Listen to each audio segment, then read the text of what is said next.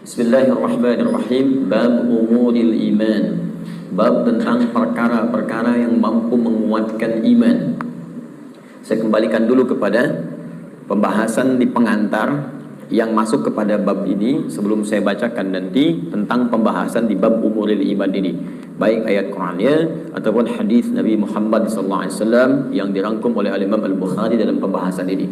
Jadi Bapak Ibu sekalian, sebelum membahas tentang hal-hal terkait penguatan iman, saya ingin ingatkan kembali tentang dua hal yang sangat penting. Yang pertama tentang kenapa kita mesti beriman. Ini poin yang sangat penting. Saya ulang, kenapa kita mesti beriman. Ya, bukan hanya sekedar fitrah dalam kehidupan, tapi nanti ada 5 hal yang langsung Allah janjikan dalam Al-Quran ketika kita benar-benar menanamkan iman dalam diri kita. Jadi kalau kita mampu beriman dengan benar kepada Allah, maka Allah akan berikan 5 keistimewaan yang tidak akan diberikan selain kepada orang-orang beriman, walaupun mereka hidup dalam kehidupan dunia. Jadi 5 hal ini Allah akan berikan. Yang pertama, ada jaminan langsung Allah berikan kepada orang-orang yang yakin tanpa ragu dengan Allah, yaitu beriman kepada Allah, bahwa ia mendapatkan kabar gembira langsung dari Allah, memiliki setengah bagian dari 2 hal yang dibutuhkan untuk masuk surga. Memiliki setengah bagian atau 1 dari 2 hal yang dibutuhkan untuk masuk surga. Saya sering istilahkan, dia telah mendapatkan dari setengah kunci surga. Dan ini berita kabar gembira dari Allah sebelum orang ini wafat, bahkan sejak hidup, dengan turunnya Quran surah kedua Al-Baqarah ayat ke-25 yang paling kanan sebelah atas di mushaf. Wa basyiril ladzina amanu wa 'amilus shalihat anna lahum jannatin tajri min tahtiha al-anhar. Baik, kata Allah, Muhammad sallallahu alaihi wasallam, berikan kabar gembira. Baik, ada orang-orang yang aku telah siapkan surga, ragam surga untuk mereka. Dia ada jenis-jenis surga, ada surga Firdaus, ada surga Aden, kan? Nanti insya Allah saat kita dengan izin Allah diperkenankan masuk ke dalamnya, kita akan melihat ada di bagian mana di surga kita yang kita banggakan itu, dan yang kita impikan itu. Dia ada beberapa bagian-bagian surga yang akan diperoleh berdasarkan amalan-amalan kita. Yang biasa puasa masuk surga Ar-Rayyan, pintunya Ar-Rayyan, ya, pintunya. Yang biasa tahajud lewat pintu tahajud, biasa sedekah pintu sedekah. Nanti ada tingkat tertingginya, ada Firdaus, ada Aden, dan lain-lain sebagainya. Baik, kata Allah, aku telah siapkan aneka ragam surga ini untuk siapa? Ini yang paling menarik. Wa basyiril ladzina amanu, berikan kabar gembira ini pertama bagi para pemilik iman. Ini syarat untuk masuk surga itu ada iman. Baik ya? Ada orang punya misalnya, mohon maaf ya, sekali lagi saya ilustrasikan, dan Quran tidak akan sama dengan ilustrasi ini. Laisa kamitslihi syai'un. Tidak ada yang sama dengan Allah Subhanahu wa taala. Perhatikan kalimatnya. Misalnya begini, Anda akan datang misalnya ke istana, ya, diundang oleh presiden misalnya, atau penguasa tertentu. Maka orang ini memberi syarat. Anda boleh datang misalnya ke istana dengan catatan menggunakan pakaian yang rapi, spesifikasinya begini, pakai sepatu, jamnya jam sekian. Jelas ya? Maka ketika Anda menyalahi ketentuan itu, Anda tidak bisa masuk. Jelas? Satu itu. Yang kedua, pemilik sesuatu lebih tahu tentang ukuran dan kriteria apa, supaya kita bisa mendapatkan dari apa yang dimiliki oleh pemilik itu. Anda ingin ke istana, yang punya istana punya ketentuan. Anda nggak bisa bikin ketentuan sendiri. Jelas? Anda masuk komplek angkatan laut, maka komplek ini punya aturan yang harus diikuti. Tidak bisa Anda sendiri bikin aturan. Anda ingin ke surga, yang punya surga itu Allah. Maka Allah bikin aturan. Nggak bisa Anda bikin aturan sendiri. Kalau di rumah Anda sekarang, Anda yang punya aturan. Saya masuk ke rumah Anda, saya ikuti aturan Anda. Anda masuk ke rumah Allah, karena masjid rumah Allah, maka ikuti aturan Allah. Masuk ke rumah Anda, ucapkan Assalamualaikum. Masuk ke rumah Allah, kaki kanan masuk, ucapkan doa. Keluar kaki kiri, ucapkan doa. Ada aturannya. Sekarang kita ingin ke surga. Surga itu bukan punya kita. Surga punya Allah. Allah yang punya. Maka Allah yang punya surga itu memberikan berita siapa yang bisa masuk ke situ. Kata Allah, orang yang bisa masuk ke surga adalah hamba-hambaku yang punya 2 syarat saat dia hidup di dunia. Apa syaratnya? Dan ini berita gembira. Ada orang sebelum wafat diberikan berita gembira. Kalau punya 2 hal ini, Anda berpeluang bisa memilih dari pintu mana Anda akan masuk ke surga yang Anda idamkan itu, sesuai dengan amalan-amalan yang kita kerjakan. Nah, di antara 2 ini, syarat pertamanya iman. Kata Allah, wa basyiril ladzina amanu, berikan kabar gembira pada orang yang telah punya iman. Dan kalimatnya menggunakan alladzina, disebutkan 1080 kali dalam Al-Quran. Ismun mausulun yadullu alal jam'il jam'iyah. Kata sambung, konjungsi, kadang menunjuk pada objek tanpa batas. Jadi bisa untuk orang dewasa, anak kecil, laki-laki, perempuan, tua, muda, ya, maaf, kaya, cukup, semua kalangan tanpa batas. Artinya, kata Allah, saya buka surga ini untuk siapapun. Nggak ada status dunia yang bisa memengaruhi seseorang masuk surga. Di surga tidak diukur dengan seberapa kayakah Anda. Hati-hati kalau Anda mendapatkan tingkat kekayaan dan Anda merasa kaya dengan itu, belum bebas Anda, hati-hati, belum bebas Anda dengan persyaratan untuk mendapatkan surga. Belum tentu harta menjadi jaminan untuk masuk surga. Anda punya kedudukan tinggi, setinggi apapun, tapi kedudukan itu tidak otomatis menjamin Anda masuk surga. Karena syarat masuk surga bukan kedudukan. Kalau syarat masuk surga kedudukan, Firaun paling duluan masuk surga. Namrud lebih duluan masuk surga. Jelas? Baik, karena syarat masuk surga itu kaya, maka Qarun itu paling depan masuk surga. Tapi ingat, syarat surga kata Allah bukan kekayaan, bukan kedudukan. Jadi jangan bangga dulu kalau punya kedudukan tinggi atau harta melimpah, karena itu belum jadi ukuran kebaikan di hadapan Allah Subhanahu wa taala. Kecuali nanti kedudukan atau harta itu diisi dengan iman. Iman itu yang akan menunjukkan harta dan kedudukan untuk mengerjakan amal soleh sebagai bekal ke surga.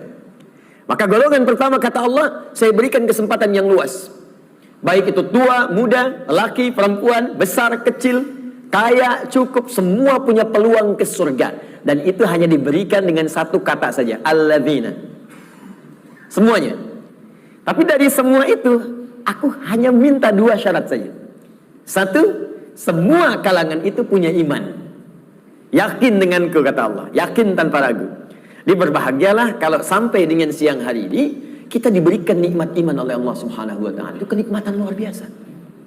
Dan kita mendoakan saudara-saudari kita supaya mendapatkan bagian itu. Karena itu seringkali saya membuka ta'lim dengan berdoa, ya Allah, berikan hidayah kepada saudara-saudari kami, tetangga kami, kerabat kami, teman kami di kantor yang sampai hari ini belum beriman kepadamu, belum mengucapkan syahadat. Berikan kekuatan pada jiwanya untuk bersyahadat sebelum wafat. Alhamdulillah, Anda mungkin tetangga Anda nggak semuanya beriman. Ya, ada yang misalnya A, ada yang B, ada yang C. Tahajud malam dalam sujud minta. Ya Allah, Engkau satukan kami di dunia sebagai tetangga dan pertemukan kami kembali di akhirat, ya Allah. Jangan pisahkan kami. Berikan dia hidayah. Doa itu yang tidak diketahui oleh orang yang didoakan, mungkin itu yang lebih cepat menghujam pada jiwanya. Kami di taklim di Bekasi itu selalu membiasakan meminta kepada Allah. Ya, setiap malam Jumat kita minta, berusaha. Alhamdulillah, hampir setiap pekan ada yang masuk Islam. Kemarin seorang ibu dengan 3 orang anaknya masuk Islam. Begitu selesai taklim, teman-teman datang lagi 1 orang lagi, diantar oleh suaminya, dia masuk Islam lagi. Masya Allah.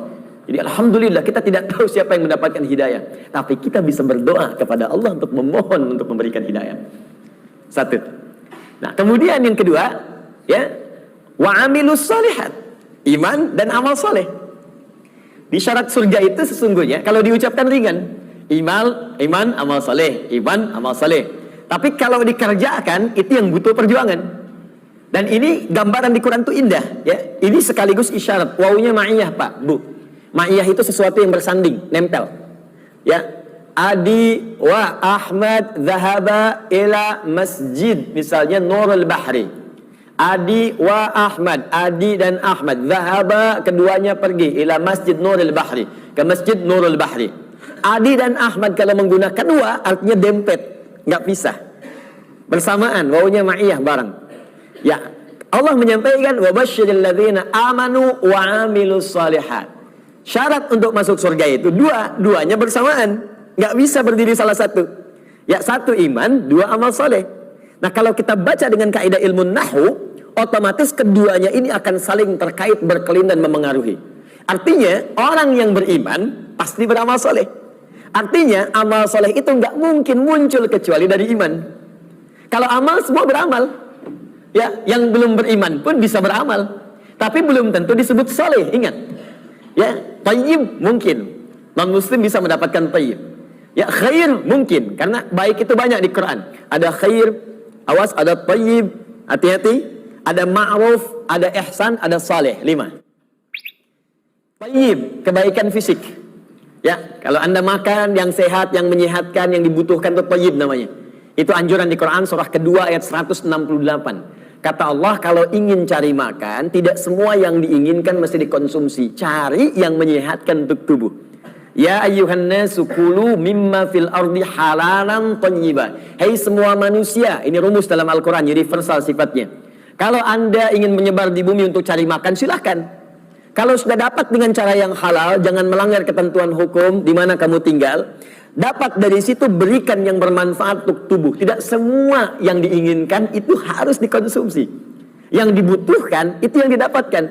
Haus berarti butuh minuman. Yang penting minum. Gak semua yang diinginkan harus kita minum. Alhamdulillah ada air bening, minum ya minum. Jangan menyulitkan diri sendiri pesan sesuatu yang tidak ada. Akhirnya membuang banyak tenaga dan waktu. Dan membuang peluang amal baik yang mungkin kita kerjakan seketika. Sudah ada air bening, pengen jusnya. Wah, Masya Allah, buah naga. Naga yang dari Hongkong misalnya. Nyari. Gak ketemu, muter-muter sampai sore. Jam 5 baru dapat. Dari siang sampai jam 5 itu mungkin bisa dipakai apa gitu. Bisa tilawah, bisa baca, bisa berkreasi, macam-macam. Baik itu thayyib. Karena itu kalau Anda bertanya pada orang Arab, kaifa haluk ya akhi, apa kabar? Dia katakan alhamdulillah ana thayyib, artinya dia sehat. Kuat. Yang kedua, ada khair, itu sifat. Sifat baik, sifatnya. Ya, jadi kadang-kadang kan ada yang fisiknya sehat, tapi kan pikirannya nggak bagus. Ya, tampilan bagus, pakai jas, pakai dasi, luar biasa gitu kan. Tapi pencuri juga. Ya, penipu juga gitu. Nah, kalau kita ingin rubah menjadi baik sifatnya, maka rubah kalimatnya menjadi khair. Khair, ya. Karena ada Bang Thayyib 2 kali puasa, 2 kali lebaran nggak pulang-pulang, padahal dia sehat kan. Nah, kalau kita ingin rubah pada sifat, jadikan khair. Quran surah 3 ayat 110. Kuntum khaira ummah. Orang Islam itu pasti sifatnya baik. Kata Allah, kalian umat terbaik. Sifatnya jujur, sabar, tawadu. Jadi kalau ada orang itu jujur, orang Islam tuh mesti lebih jujur. Kalau ada orang sabar, orang Islam lebih sabar. Kalau ada orang tawadu, rendah hati, yang muslim itu pasti lebih rendah hati. Cukuplah keislaman kita menjadikan kita baik, punya sifat baik. Ini aneh sebetulnya kalau ada orang Islam gak baik, itu aneh. Karena semua ajaran di Quran membimbing kita jadi baik, Pak, Bu. Jadi kalau semuka bumi se-Indonesia aja lah muslim, sudahlah, pasti baik. Jadi kalau ada orang Islam berbuat yang tidak baik, pasti ada yang tidak tepat dengan pelajaran keislamannya. Mustahil itu. Ya, mustahil ada orang Islam melakukan bom. Ya misalnya di tempat-tempat yang tidak dibenarkan. Bom bunuh diri, bom ini, bom itu, tembak orang, bunuh orang, tusuk orang, itu mustahil. Ya, Quran sih mengatakan orang yang sengaja merencanakan pembunuhan, apalagi kemudian menyebabkan satu orang beriman meninggal, itu sama dengan pesan kapling di neraka jahanam. Buka Quran surah keempat An-Nisa ayat 92 sampai 93. Wa may yaqtul mu'minan muta'ammida fajaza'uhu jahannam. Maka siapapun yang merencanakan pembunuhan, apalagi pada satu orang korbannya orang beriman, maka balasan yang setimpal untuknya neraka jahanam kalau tidak dia bertobat. Ya, wa ghadiballahu alaihi, Allah murka kepadanya, wa la'anahu, melaknatnya, wa a'adda lahu azaban 'azima, dan dijanjikan di neraka azab yang berlipat lebih daripada orang biasanya, neraka jahanam lagi. Pertanyaan saya, orang beriman mana yang cita-citanya pengen masuk neraka jahanam? Tunjukkan pada saya. Mustahil. Dan bagaimana bisa bertobat kalau saat meledakkan diri itu dia meninggal? Bagaimana bisa tobat? Makanya hati-hati kalau ada ajakan-ajakan tuh lukai orang, tembak orang, bom orang. Saya sering kali sampaikan dulu pertama bom kejadian, mudah-mudahan tidak pernah terjadi lagi di bumi kita Indonesia ini, insyaallah. Ya, Jalan Tamrin tuh meledak. Saya di Lampung tuh, orang polos sekali bertanya, Ustaz, apakah bom di Jalan Tamrin termasuk jihad? Fisabilillah.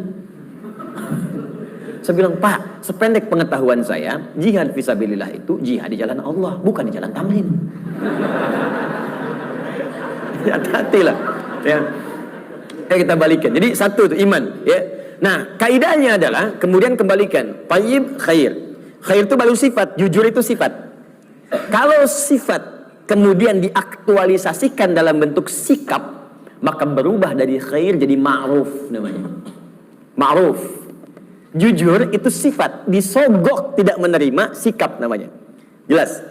Jujur itu sifat, diajak korupsi menolak, sikap namanya. Sifatnya khair, sikapnya ma'ruf namanya. Jelas? Karena itu khair dengan ma'ruf seringkali disandingkan dalam Al-Quran. Quran surah ketiga, Ali Imran ayat 104. Wal takum minkum ummatun yad'una ilal khair wa ya'muruna bil ma'ruf. Hendaklah ada satu komunitas, kata Allah, berhimpun untuk menyebarkan sifat-sifat baik dan saling mengajak pada kebaikan. Bikin komunitas. Ingatkan, ayo baca Quran, one day one juz, one day two juz, ya. Ayo bikin komunitas, bangunin tahajud, bikin komunitas ngajak sedekah, bikin komunitas bersih-bersih di jalan, buang sampah. Itu bagian dari iman. Baik ya. Kemudian Bapak Ibu, tapi ingat, untuk ma'ruf ini berbuat baik bukan hanya melekat pada orang Islam saja. Non-Muslim pun banyak yang baik. Silakan cek, ada non-Muslim yang suka nyumbang, ya, bantu bangun jalan, bantu fasilitas, ada fasilitas umum, bantu orang-orang lepas dari kemiskinan, bantu orang-orang kasih obat, ada. Baru sampai ma'ruf. Karena itu disebutkan yang keempat, awas, ada sifat kebaikan khusus yang semua kebaikan itu diniatkan hanya karena Allah. Bantu ini karena Allah, kerjakan ini karena Allah. Baik juga, cuma niatnya dikerjakan karena Allah. Pahlawan kita berjuang, Pangeran Diponegoro sampai terakhir Kahar Mudzakkir, ya, yang kemudian diberikan gelar pahlawan. Apa niat sesungguhnya? Kalau Anda buka Riyadhus Shalihin, karangan Al-Imam An-Nawawi, ada 1896 hadis di kitab Babul Ikhlas bagian pertama, maka akar pertama kali untuk meniatkan mereka berjuang, pertamanya bukan untuk mendapatkan urusan dunia, tapi litakuna kalimatullahi al-ulya.